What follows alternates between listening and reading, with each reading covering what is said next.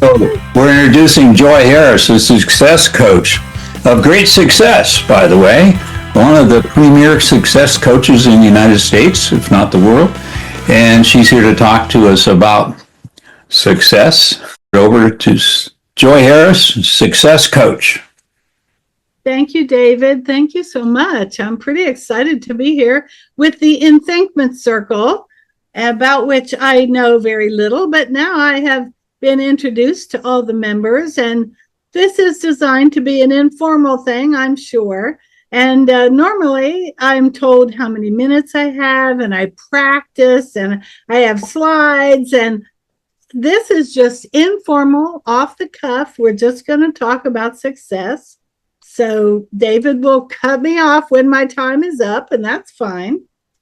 I adopted the word success coach pretty early in my career. I wanted people to be able to define success for themselves. However, they said, I need more success in this category. I need more success in this. And what I found, I've interviewed a lot of people, and what I found is that people might feel really successful in their personal life. They have good kids, or they're raising kids, or they have a good family, and they're active in the PTA, and they have a good role on the homeowners association. They give to charity, they volunteer, they feel like they have a pretty good personal life, but they can't get a job, they can't keep a job, they can't get promoted in a job, or they have a dead-end job. So they feel very inhibited about their successful life. They forget all those successes I just started out with, and they say, no, I've been working there X years and I've not got a promotion, I've not barely got a raise, or not got a raise in some cases, and I'm not using my talents. So for whatever reason, that's not a balance of success. Now, the interesting thing is that I have worked mostly for Fortune 400 companies in my corporate career, not necessarily in my coaching, but in my corporate career. And I have known a lot of director level people, and I was a program level people. I'm a certified project manager, sometimes among 28 project managers, all working under the same program. So I have led programs as well. So I've known a lot of executives and even C-suite people, maybe not as many CEOs and billionaires as some of our friends have met, but I have known a lot of corporate executives that have either been promoted into success, or they literally earned their success. You know, they did this level for a while, and they did that level, and they accomplished things, and they became successful in their career. And they had no idea if their daughter was doing dance classes or playing soccer. And they really didn't cut off work to go to the ball game. And like me, I worked on Saturday mornings many times. I didn't pay for Saturday mornings. I was salaried a lot, and I stayed late. I worked on Saturdays. Now, I actually didn't miss my home activities, but the point I'm trying to make is these people, they may have a vacation home. They're so successful that they have a boat and a jet ski, or they have a 2-car garage and they have 3 cars. You know, they really are what we would say is successful. But if they, you know, their first wife left them and they're having a hard time dating and they found a second wife, I mean, your personal life can be a wreck, but you have all these material things, and it's up to you to feel like you have a good balance of success. And sometimes it's not 100% balanced. You definitely excel in one area or the other, but that's why people may look for coaching. And that's why they may feel like a success coach could help me feel more balanced in my success and to identify my strengths, but work on my weaknesses. Maybe I have some weaknesses that could pull me up in the success of my professional life or my personal life. So that's a little bit about what success coaching is.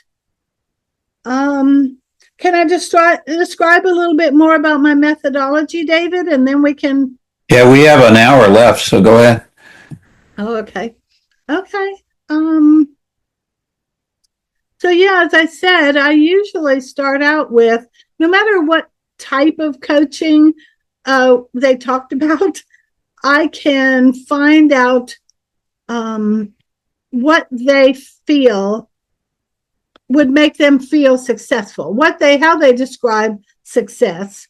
So I am going to share my screen. Let me think. Yeah, I'll just share my screen a little bit. And I'll share this screen. I'm not exactly ready, but we're going to share it anyway. You're going to see. Oh, okay. Well, this is, if in a perfect world, you are seeing the Joy Can Help website. Are you seeing that? Okay, great. Thank you. Thank you. So Joy Can Help. And what I mainly say I can help about is gaining more confidence and reducing your stress. So we're not going to go over the whole website, but I thought showing things on the website could help you know a little bit more, maybe about how I define success and how I can help people feel successful.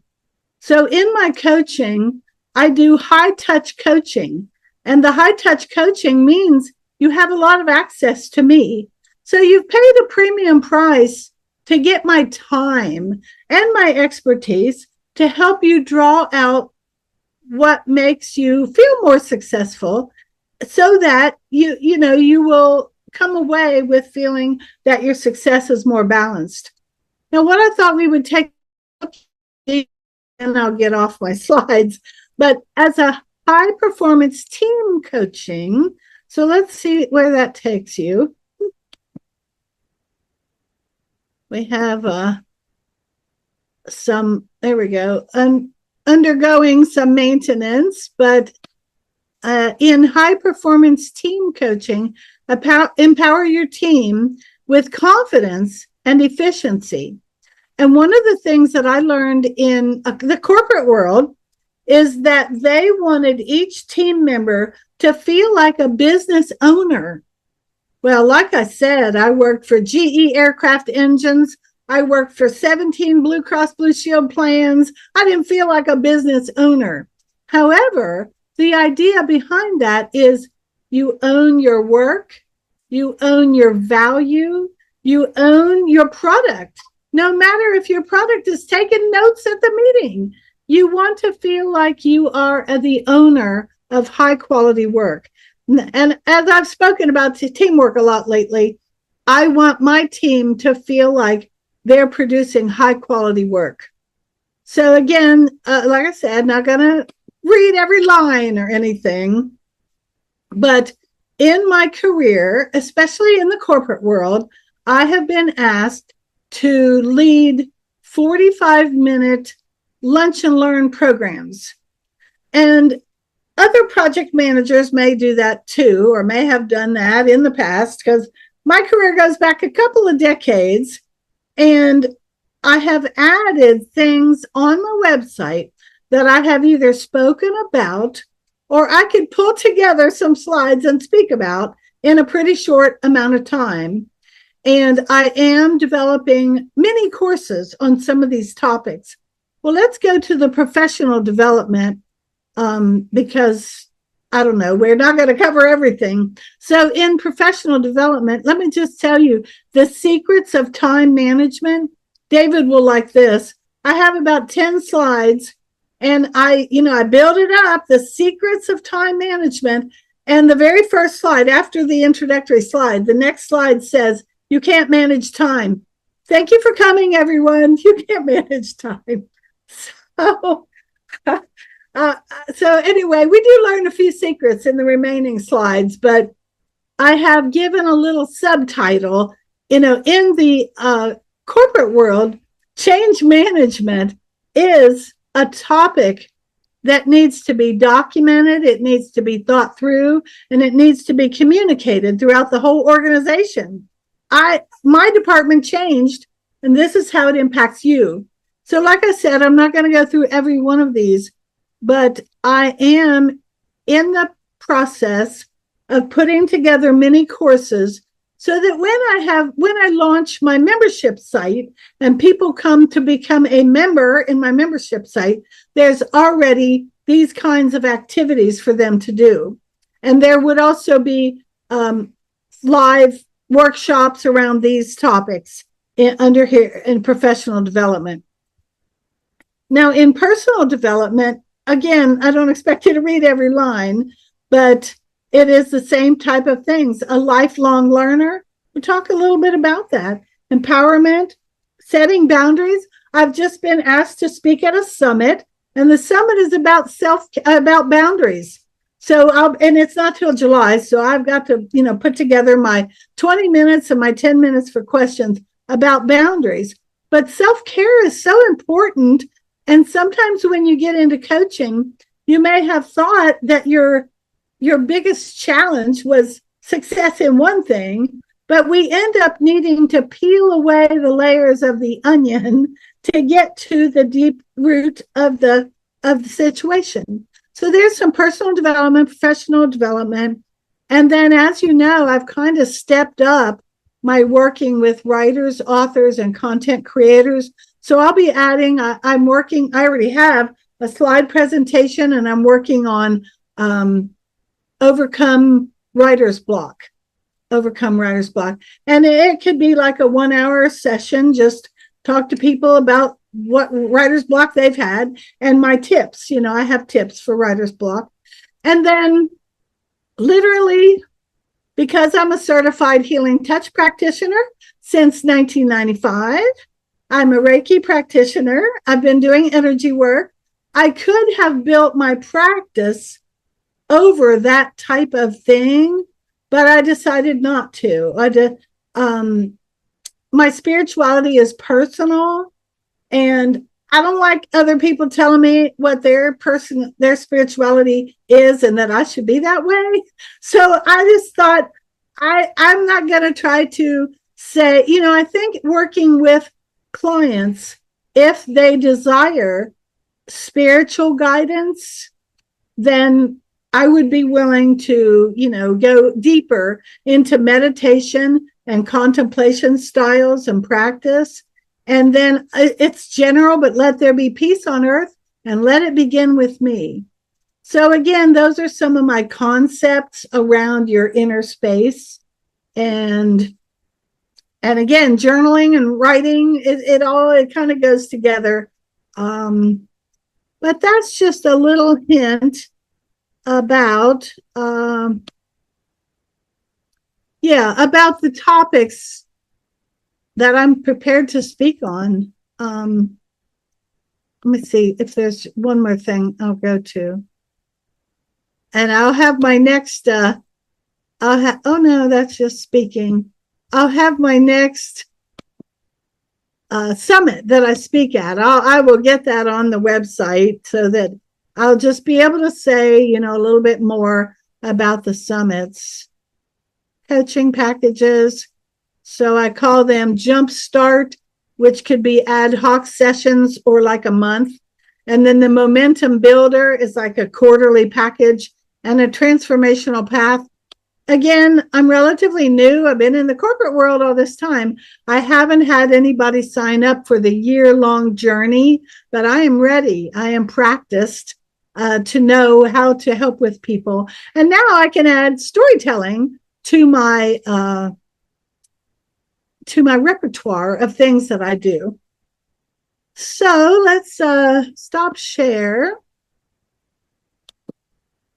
I don't know. Was it helpful to see a little bit more about how I define success for people?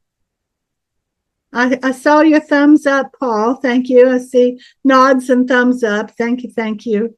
I'll just go into one more thing and then we'll just do questions and answers and wrap it up. So when I take people through a practice, and when I worked in the corporate world, I only had 9 clients at one time, and I did evenings and weekends. So I really couldn't have more than that. I didn't want more than that. I didn't need it for the money. I just wanted to coach people and to work with writers. I really worked with writers pretty heavily back then. But I take people through the following categories. I have a slide somewhere else for this, but we're not going to pull up a slide. So the first thing is generating ideas, using your imagination muscle, knowing what visualization is, all of those abstract, non-concrete thoughts that we have, building the ideation and allowing people to really expand their creativity. So creativity of thought is the first pillar, we'll say. We'll call them pillars. Now, the next pillar is the action. So you've got all these good ideas, and that's like me. I have all these good ideas, but I don't always put them into practice. So the pillar, and I'm focusing on the ideas being in the east, according to the slide I have, and the fire or action pillar is toward the south. And it is where you take the steps and you literally say, I'm going to build a room on the end of my bedroom. I think I'll start with painting. No, you've got to start with getting the walls up, getting the floor in, and all the steps that it takes to put your thoughts and your ideas into action. So we've got our thoughts and we've got our action. Now, the third pillar is love. So you can't have good ideas and you can't build anything and take action on your processes without building love into the process. So building love into the process is the ebb and flow of life. Every day is not love. Some days are challenging. Every day is not joy, even though one of my things I say is joy every day. I want you to be able to find joy every day. But you have to set the intention to find joy every day. And you have to remember love every day, every single day. You have to remember love. And again, the love is, and I had somebody on a Facebook page when I was talking about love every day, and they said, oh, shoot, I don't know if I'm going to remember. They said, and it was poor grammar. They said something like, that ain't worked out too well for me. And I wrote back, no, I meant love of nature, love of the things around your house, love of your dog, your cat, your pet. I didn't mean you have to find someone, but it could be love of your significant other, and it could be love of someone who's passed on. And it literally could be the things you love around your house that you just really love. And my bush out in my yard is finally blooming, so I'm loving that bush out there. Anyway, and I love nature, so you'll hear me talk about that quite a bit. Now, the last pillar then, so that was the west. That was the ebb and the flow of the water. So now think of the north. This is rest and relaxation. So this is the bear going into the cave to say, I'm going to start this cycle again. But if I start right into ideas and actions and building all the love into the process, I didn't get any rest. I didn't allow it to sink in. I didn't spend any time pondering and just kicking back a little bit. So for me, and all you linguists and all you highly educated people may call me BS, but for me, rest is, I'm going to do 10 reps and then I'm going to rest. And now I'm going to do 10 reps again, and I'm going to rest. And I'm going to do 10 reps, or however you exercise and you do your things and you rest, you take a rest. But true relaxation is laying in the lawn chair for all afternoon or reading a book just for the fun of it. And relaxation is letting go and earthing, putting your actual feet on the actual grass in your yard or somewhere or anywhere. And that's hard for us to do sometimes. Our feet never hit the grass, never hits the grass. But that would be, it would fall under real relaxation. It isn't a moment of rest before you do something else. So in my book, rest is rest and go again, rest and go again. That's fine. You can take your rest. But relaxation is visualizing that bear family going into the cave to hibernate for a while. They're literally taking a big rest. And then when the time is right, they come out of the cave. And then, like I say, we've kind of built 4 pillars. And then the center is the spirituality and the divine and the connection to your source or your God or your goddess or anything you choose to believe or not believe. But again, that is the least focus. I'm highly qualified to speak on those things, but it is the least focus of my marketing, of my coaching, so that I'm not directing people what to think or feel or how to believe God did this or that, or their goddess archetype did this or that. It is simply, it is the center. For me, it is the center of those pillars, but each one of those pillars also needs to be in balance.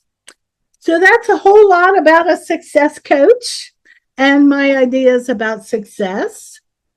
So I'd like to open it up to the floor just to get comments. Any comments or any questions?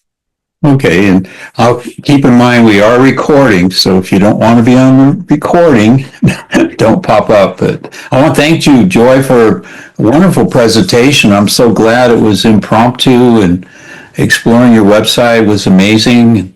Thank you so much. Hi, this has been Executive Coaching. You can find us at purview.org. And we have all kinds of retreats we offer to executives and their companies. Bye now.